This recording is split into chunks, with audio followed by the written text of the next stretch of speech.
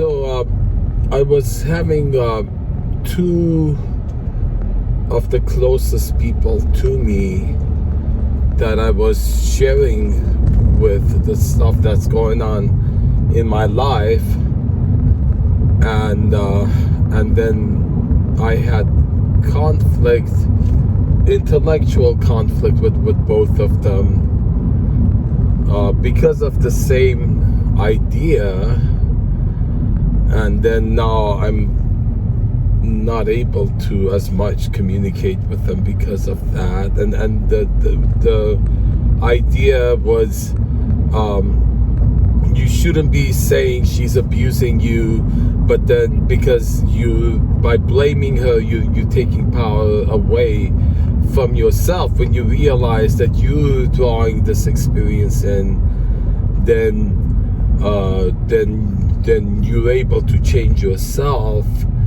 To correct the source of it is your own soul, and then so that is obviously true. I have no objection or quarrel with that whatsoever. And the other one that was so similar is you have no. It's not your job to correct. That other person is for some reason abusing you, and then so.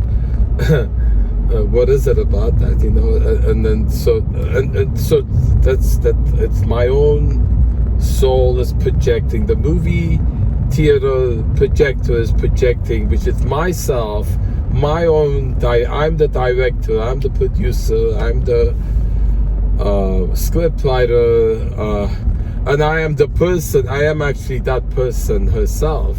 The varieties of manifestations of this female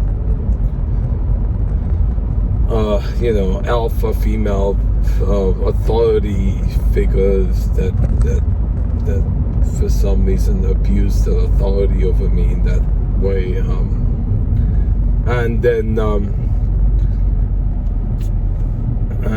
then so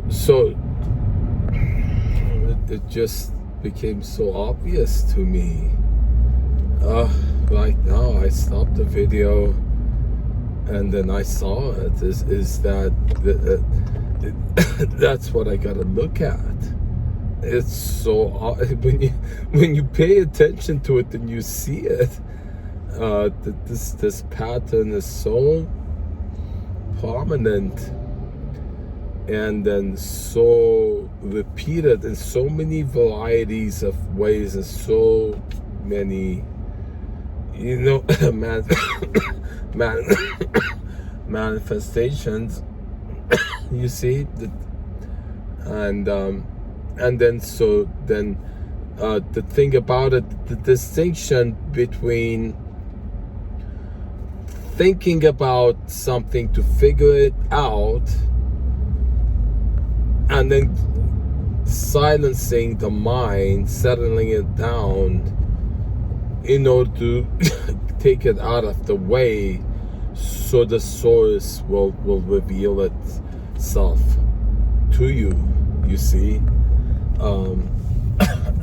And I think that they both have their roles in it, in some way. You don't want to, I don't think, stop thinking completely. Thinking does serve a function, but then so does being silent, I think, and so much more, I would think, right? So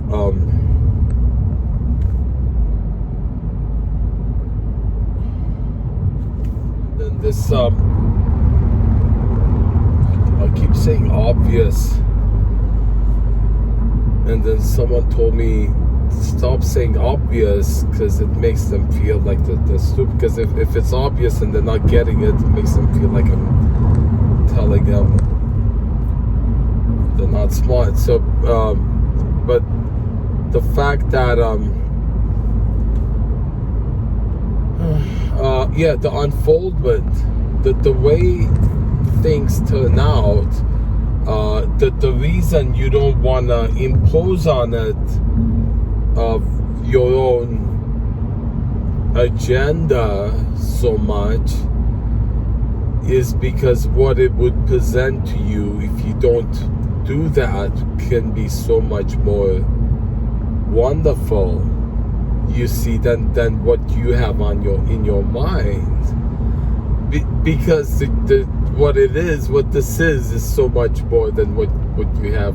Who you are is so much more than what you have in your mind, right? That's it, and that's why I made that distinction about figuring it out with your mind and getting the mind out of the way so that it will the clouds clear up and the source reveals itself. And so this art of allowing the divine unfoldment is watching it and making sure you don't get in its way because of your thoughts, your ideas, and your preconceived notions of what it is you really want, what it is all about. Because so often it's not that. It's not what you think. You see. There's one thing I had expressed before, how everything in the universe is made out of love, because even the most horrible of experiences, illnesses,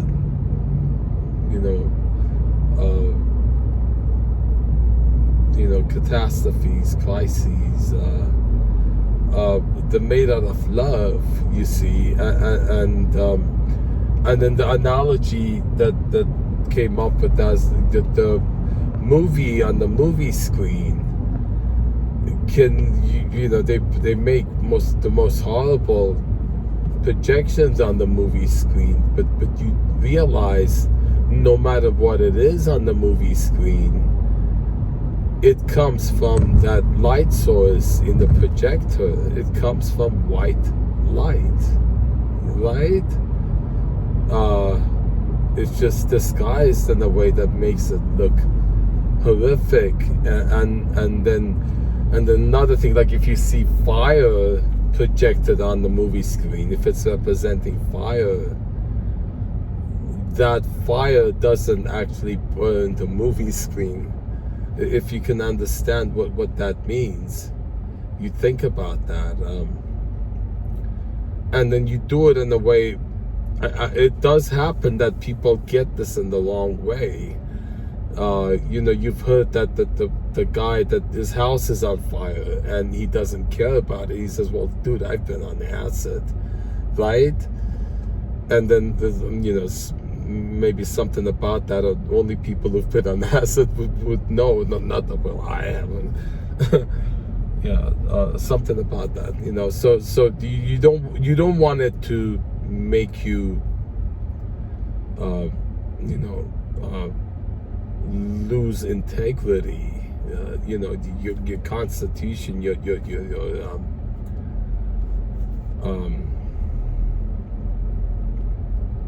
the structure, your foundation. Yeah, that was the word I was looking for. Foundation. You want to have a strong foundation. You don't want to collapse. With the mental structures that the reasoning and the responsibility and accountability, and you want to make sure you can show up, suit up for a job interview and fly, which is kind of, I feel like that's what I'm going to right now, right? I'm going someplace where I gotta present. I shouldn't say the best. This is why I gotta be true. I gotta be sincere. And this is what I so much want. I so much want. I just realized how much I want this. Miss Jody, I'm on going to this location. This is what I want. This is what I want more than anything else right now. I just realized this. This is it. It's so obvious, right? This is it. So don't screw it up, right? Don't screw it up. Turn off the camera. But it's this idea I just had, and I've said it before, it would be so wonderful that you were allowed the consent to just say everything that's happening, like to give people's names, give exactly what's happening in your life without without offending anyone, violating anyone's privacy, you see, because that would really be beneficial to be able to speak, and then the fact about it is most often you're not allowed, you see, to describe explicitly exactly what's happening, because the people with whom it involves, it implicates them, you see. People who are unjust and immoral in the actions that they take. If someone keeps telling you delete this text conversation, and it's obvious because it implicates them, it's evidence against them, right? Someone doesn't want you to discuss what's going on. Someone actually prevents you from talking about it. And it's obvious it's because they don't want people to know what they're doing. Restriction of communication, always watch out for that. When your communication is restricted, when you're scared of saying what it is because of consequences or repercussions, ramifications, right? That's obvious red flag. First Amendment, the Bill of Rights, the freedom of speech. You get that violated. Of all the places in a college classroom, right? And something about that, and then I do want to approach that more compassionately. I think there's something about that I could approach it more lovingly, and I could actually, because it is born out of pain, I think, and then pain can be healed, ideally, if it's allowed to, right? Because you are making yourself vulnerable by allowing the pain to heal. The people who need the help most, and then I see everybody concurring with me, people who do that to help others. The people who need the help the most are the ones that make it hardest. They hurt you when you try to help them, you see. This pattern I see repeatedly, people who've been hurt then become like a cactus, the defensive, they become belligerent, as if to protect themselves from the people who hurt them, even though you, the one who's helping them, isn't those people. But they I guess they see that. They see you as the people. They see everybody. They project on everybody the people that traumatize them, because it gets locked in their psyche and colors the perception of the world. that's it. I just got that. Somebody gets traumatized, and then they see from that point on the whole world through that experience. Everybody becomes the abuser, and they attack everyone. They vindicate themselves from the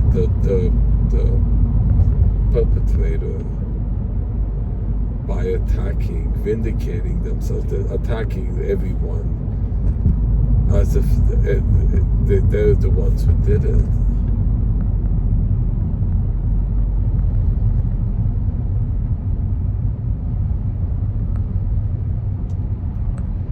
And then the thought just came that if you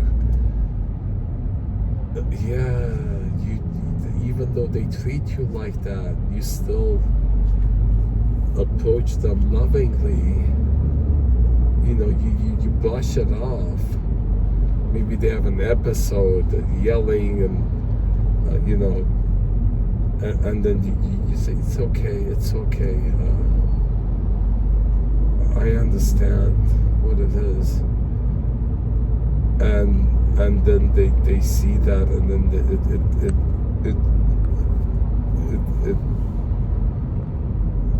it takes off that shell that's the pain, because now they're getting love instead of the meanness that they got.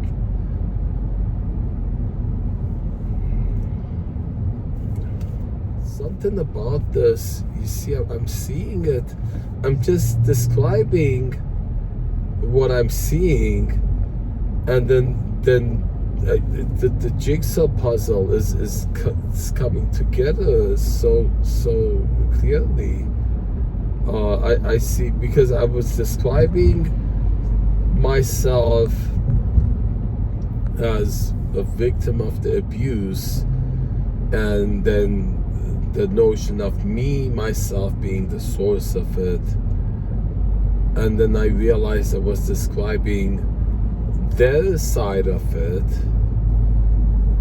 and describing that they're doing it because they're victims of the abuse they got, and they're vindicating themselves against the people who did that by behaving that way with me. There's something about that I just saw it right now. It's just keep looking at it. It's going to reveal something imminently. It's obvious. I'm just going to describe it as it comes to my mind, without any preconceived notion of what it is. What happened? There were people that I really trusted, and the ones I went to, the nicest ones I was going to whom I was reporting this stuff, and then they became the abusers, or that's the appearance I got, and I actually told both of them that was the case. I actually told one to assume the role of the abuser, so that I could work on it with them. You see, if they're actually playing that role, while in actuality being the people who are helping me deal with it, you see how that went. But then she said she didn't want to do that.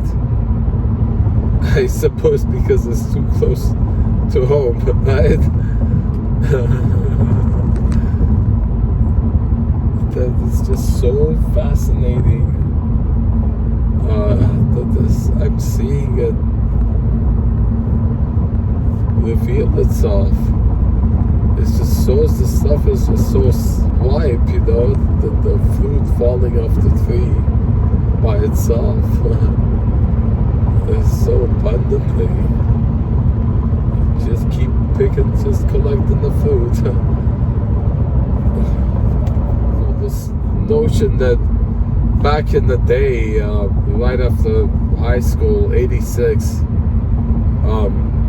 the notion I was hearing from Terence McKenna was that the mind needed a little chemical intervention to alter it in a way to reveal this stuff to you. And then I experienced this other that's not really the case, because I'm getting so much revealed to me without any intervention whatsoever. And then that the intervention I was getting at the time, back in the day, 1990, 97 to 97, was so obvious, it was so distorted that it didn't do me good, right? You don't want to distort the truth. Chemical intervention distorts it. I think that's accurate to say. It distorts it. It just distorts it to such an extreme that you're fooled into thinking that it's something precious. Why? Because because of the intensity. See, it's intense, so you think it's a spiritual experience, when I don't really think it's a true spiritual experience, right? Unless it doesn't involve chemical intervention. It just involves quieting the mind. Dude, you talk so much. That thing just came to mind that I was reading the reviews of the professor that I was having this situation with, and all of them are saying she's always talking about herself, and then the notion that she was offended at the Zeke show that I presented to her,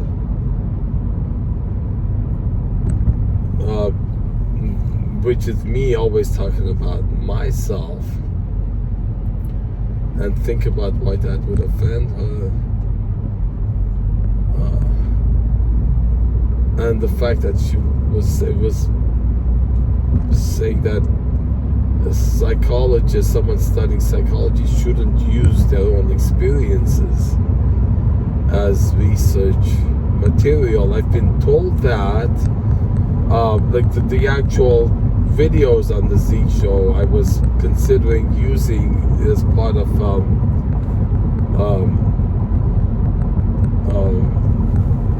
case study on myself, and I got a mixture of reactions to that. So, well, no, you can't do a case study on yourself, because it will be biased. There are ways around it, I had been told by different people. The psychology teacher previous semester had said you can talk about yourself in the third person. Instead of saying I, you can say he. And then another person that said, well, actually my therapist had said you can have somebody else actually be doing the research, and you just helping them, you just presenting them with this material that you have, this research material, and let them process it. So then you're not involved, your bias isn't involved, right? In the process of it, they get to decide what it is. You don't. The notion that come up, the therapist shouldn't reveal to their client personal information about themselves, and that doesn't seem right to me, because it makes it a kind of a condescending relationship. You're revealing to somebody everything about yourself, and they're just not allowed to reveal about themselves to you. What kind of thing is that? Why would somebody want that to elevate them above somebody, right? Is that what it is? I mean, I have seen so much of that. Is because you have a degree specifically in psychology, right? And then you're in that position giving advice to someone, not telling anything about yourself. All these varieties of reasons why makes you, superior to them. The Alan Watts had that whole show about psychotherapy, why it's so condescending to the client. Something about that. This notion of talking as a way of releasing the stuff, because it's definitely a relief to me to speak this stuff, and then to have it recorded and then to be uploaded, perhaps to be viewed. Some of it I think is by people who are I'm involved with in my life, who watch to see what's going on. I think I'm sure all for benevolent reasons, I think, and then no, I shouldn't say that. It's all for benevolent reasons, right? And then so and then that it's so satisfying for me, because there's no one here now, at least, to listen to it, right? And I can speak this stuff so freely, because I don't feel like I'm imposing it on anybody. Nobody has to watch it, right? If they're watching it at home, they're choosing to watch it. I don't think I force anyone to watch this stuff. Although I do promote myself. Sometimes I'm accused of forcing people to watch it. I realize, because it's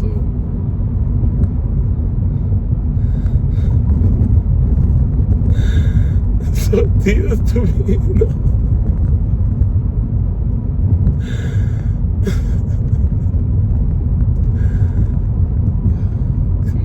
Yourself together. So you go into a job interview, you can't be pulling this stuff.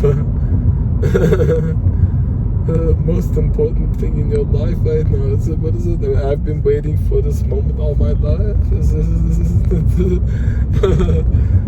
That's it. Maybe why I'm saying this stuff is to clear it out right now. It's important I clear this stuff out, so I present myself clean, right? That's why this is happening. I'm publisher's clearing house. What is that? Dude. Funny, this place we go, we realize they ask you, have you been here before? You think if you say you've been there before, you get better, but then if found out, they give a discount if it's your first time. So we decided every time we go there, we act like we've never been there before. Like, look at, what is this place? Is so nice. so that they give you the discount. And I was actually telling this to the people who were there, hoping they would forget. They won't be the same people next time we come, so we can fool them.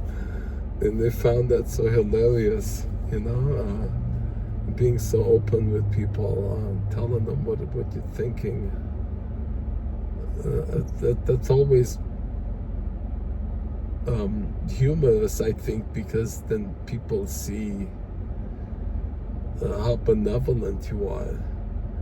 You see that your only intention is to speak the truth and not to conceal that. Oh, I just got that.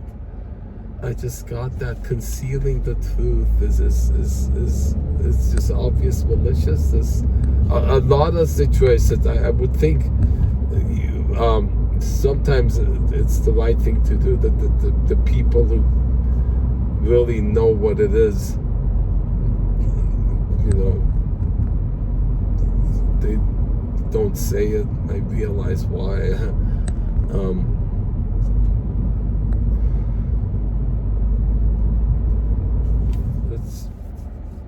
Thought I'm having is just peel the layers of the onion, which is I've repeatedly used to describe it when you're neutralizing. Keep speaking it, keep releasing it, keep forgiving it, keep revealing it, and then the funny notion about the onion and the Seinfeld, the George Costanza, is the more you peel, the more it stings, which is hilarious because it's so close to the truth. This is a place that GPS has brought me, followed so dutifully, is nice ample parking right here. Nice place to park right here. Let's see what it is. right in front of me, huh? Everything good so far. Let's see. Hey, wish me luck.